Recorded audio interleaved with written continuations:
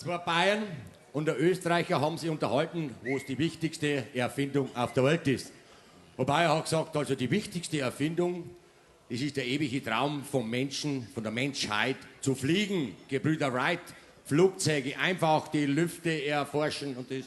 Da sagt der andere Bayer, das finde ich nicht, sagt er, das ist wieder was für die Gehobenen, für die Reichen. Ich finde also wirklich das Automobil, die Mobilität, die was ja jeder leisten kann, das ist die wichtigste Erfindung.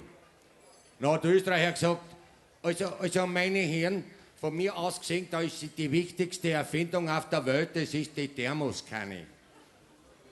Ja, wieso die Thermoskanne? Ja, die Thermoskanne. Also wenn es im Sommer recht heiß ist, da füllt mir meine Frau einen kalten Tee in die Kanne. Bald jetzt zur ersten Jausen einen kalten Tee will, ist der Tee kalt.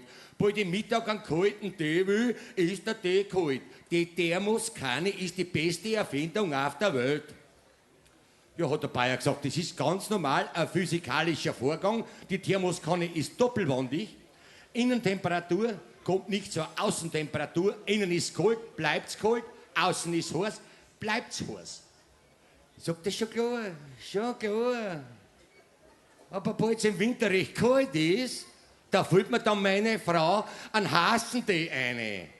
Bald er zur ersten Jausen einen heißen Tee will, ist der Tee heiß. Bald er Mittag einen heißen Tee will, ist der Tee heiß. Die Thermoskanne ist die beste Erfindung auf der Welt.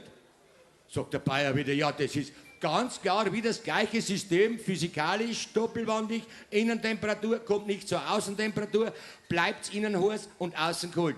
Schon klar, schon klar. Aber wer weiß die Thermoskanne, wann Sommer und wann Winter ist?